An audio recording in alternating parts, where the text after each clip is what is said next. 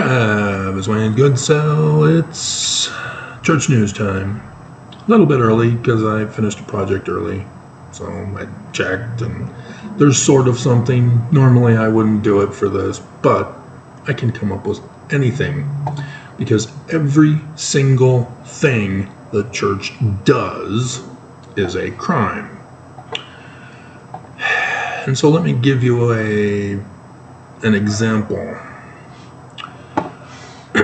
Hamas, according to government intelligence, was formed in 1987.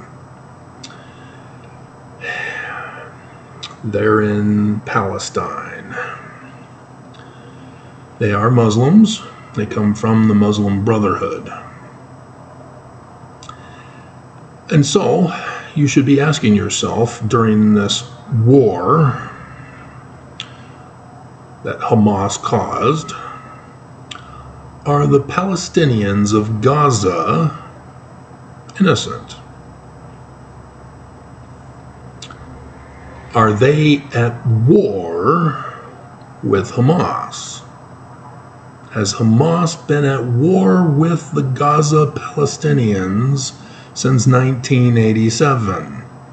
Have the leaders of Palestine, of Gaza, have they been trying to fight back against Hamas? The answer is no.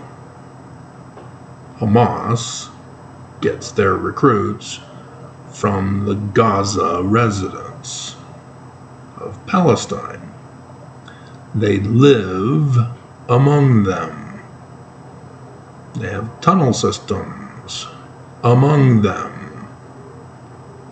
They eat, get water, get electricity and other utilities, along with the rest of Gaza Palestinians.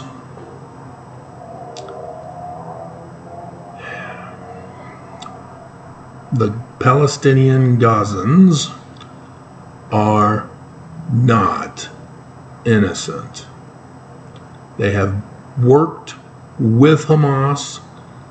They have been giving aid and comfort. They have been given recruits. They have been giving them shelter. They have been giving them refuge. They are equally guilty with Hamas. And Hamas is designated as an international terrorist organization. And thus, so too are the men, women, and children of the Palestinian Gazans.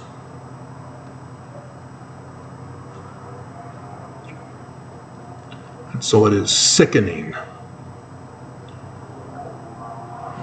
to hear of Americans supporting Palestine because they're supporting Hamas, a terrorist group.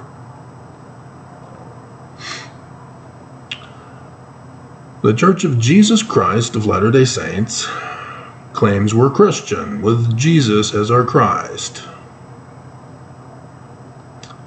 The Book of Mormon, the keystone of Mormonism. 1 Nephi chapter 1 verse 2.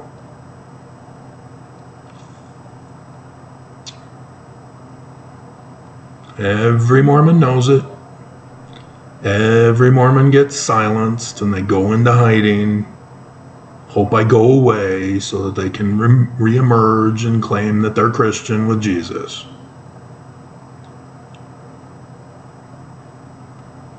All Mormons are anti-Semitic. Spencer W. Kimball, president of the Church of Jesus Christ of Latter-day Saints, who is responsible for putting the subtitle Another Testament of Jesus Christ is the great anti-Semite.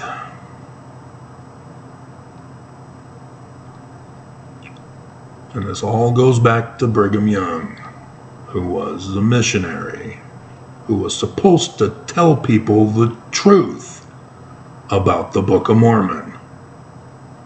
And instead, he lied. And he cooed Joseph Smith's church. And he murdered Joseph Smith. And he kidnapped and raped and murdered the saints.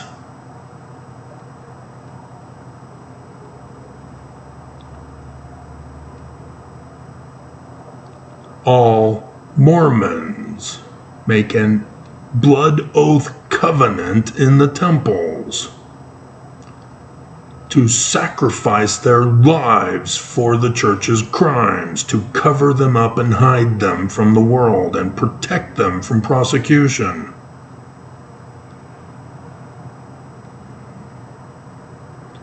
Not a single Mormon is innocent. Not the men, not the women, not the children. Because all Mormons give aid and comfort and shelter and refuge and protection of this great and abominable church that all Mormons know is a criminal organization, a terrorist threat to the national security of America. The Council for National Policy, put out by the Southern Poverty Law Center, warning about that group of which the Church of Jesus Christ of Latter-day Saints is a part of, through the Scousins. Every single Mormon is compromised. And it's put in by Brigham Young's forged document in section 119. What do you know? It's the year of the coup, 1838.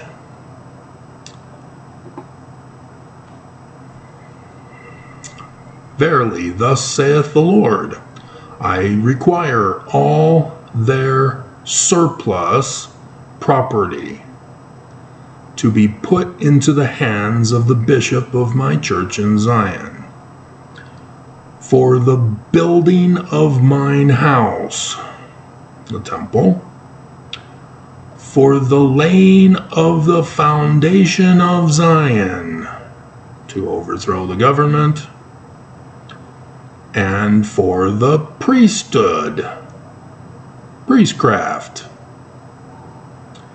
and for the debts of the presidency of my church.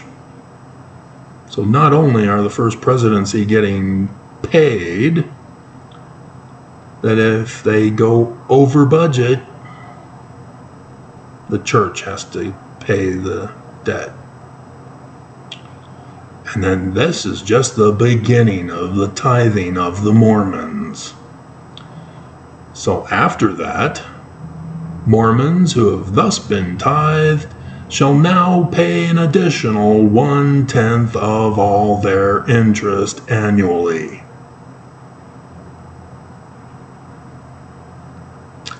And under Benson, who made this clarification, it's your wages, no longer interest only.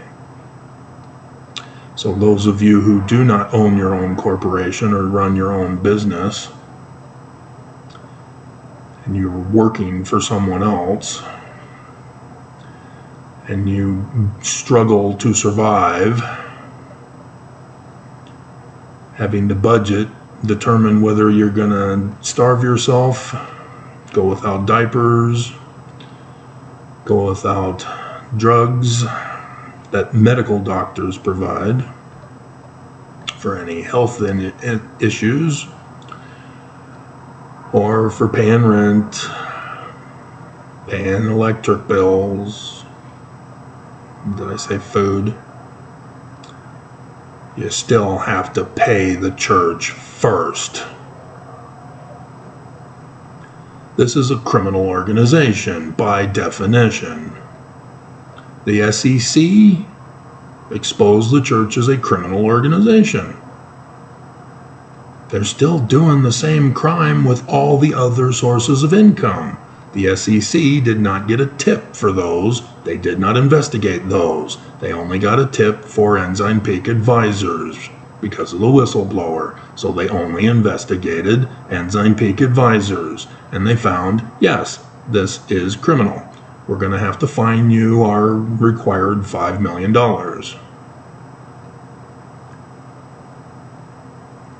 Why are there no other whistleblowers?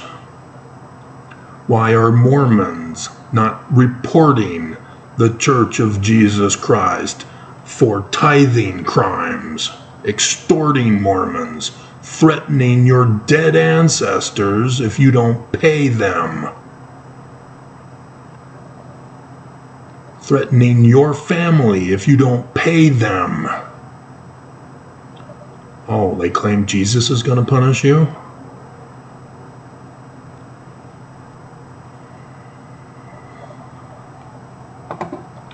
This is not complicated. And yet time and time and time and time again, Mormons demonstrate they are complicit.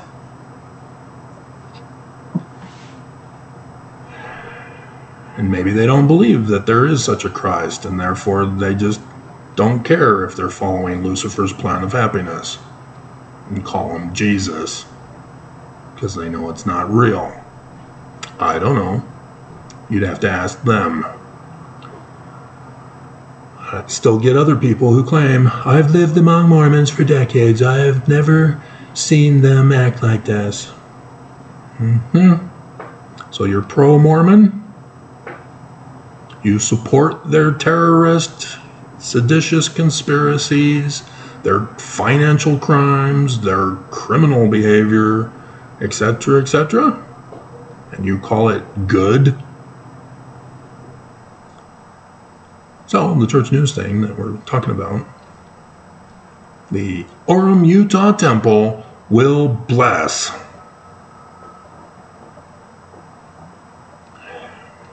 Are you familiar with what's called idol worship? It's the belief, or you can say faith, it's the same word, it's just a different meaning from a different language. It's from the Greek word pistos. That an object, any object, can possess powers. Doesn't matter if it's spiritual, moral, ethical, or magical. In the physical realm powers. Oh, the statue's bleeding. I see Jesus in my toast.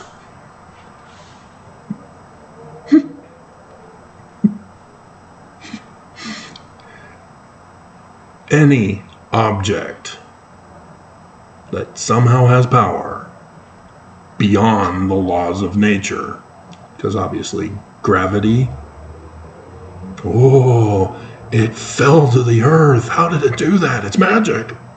No. Science and physics knows the answer for that. We're talking about magic stuff that defies the laws of physics. Miracles. That kind of power. And that those objects can then possess human beings with that power.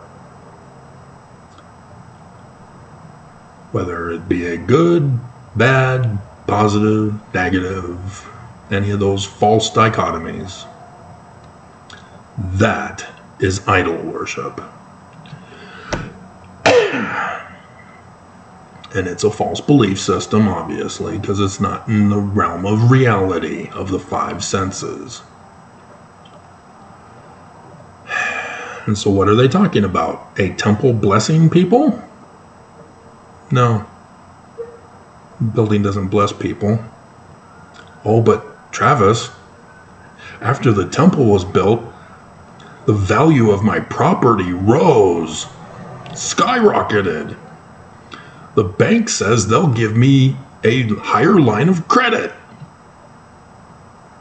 Is that what the church is talking about? Listen to Mormons, they'll say, yeah. Being a faithful Mormon has blessed me with prosperity. The poor are wicked. Where do we learn about that doctrine? Oh, the Book of Mormon, huh? Zoramites, huh? The rich Zoramites believed that they were better than their brethren, and they said so over the pulpit of the Rameumptom every fast and testimony meeting at the beginning of every month.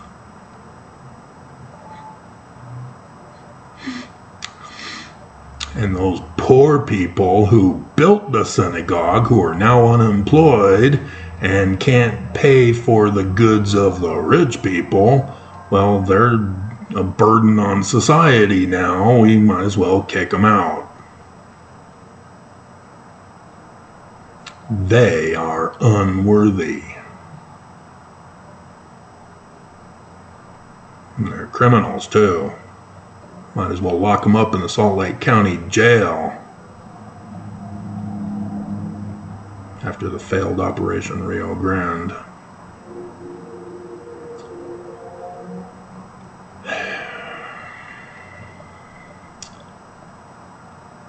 And so, local students, young adults, community members. You still living out there, Todd? Did the church bless you despite your failure? Were you able to use your lawyer to keep your job with the church? You never did thank me.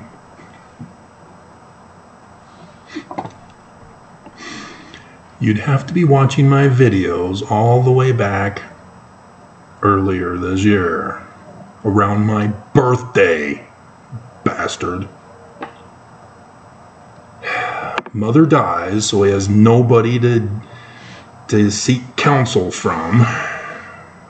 He thinks he can do it on his own and go after his older brother because the church threatened him.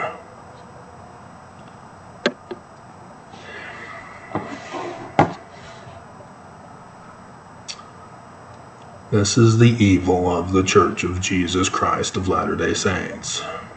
They use Mormons to commit crimes. And if you fail, you get cursed. If you succeed, you get blessed. And it takes many different forms and methods, but it's the same pattern. That's what a criminal organization does.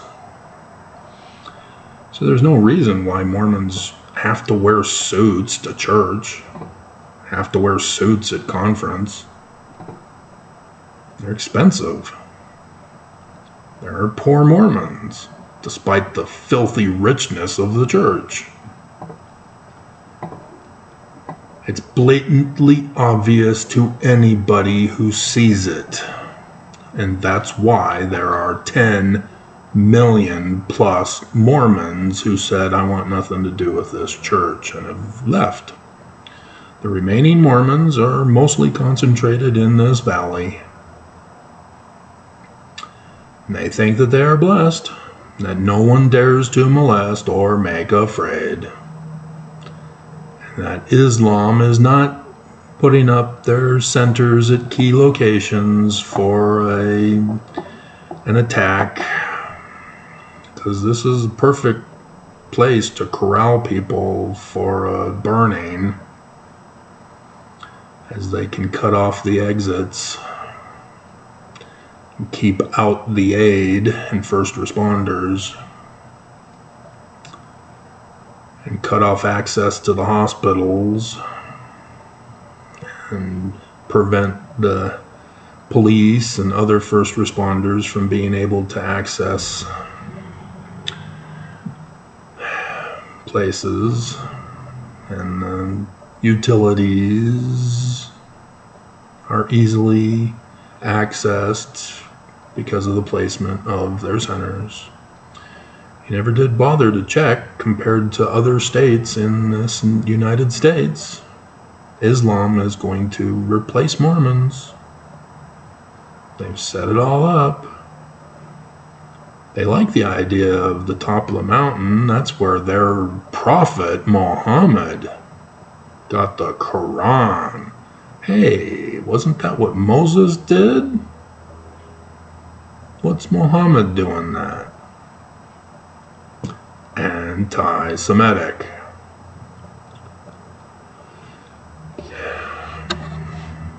So I am curious, though, because apparently they don't seem to understand the significance of the NSA down there by Harriman.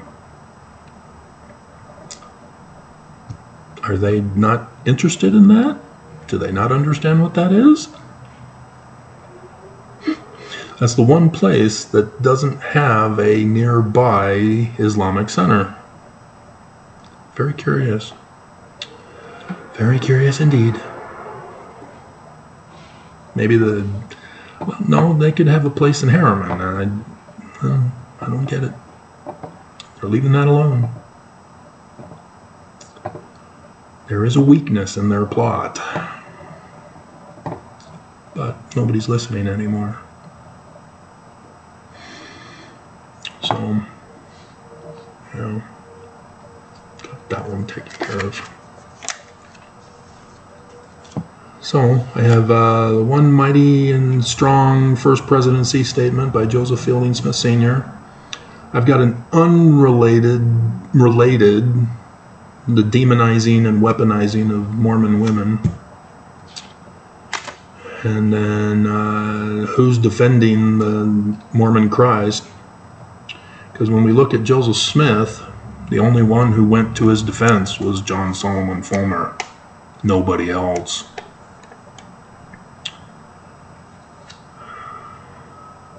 And I covered that when I did the Book of Mormon.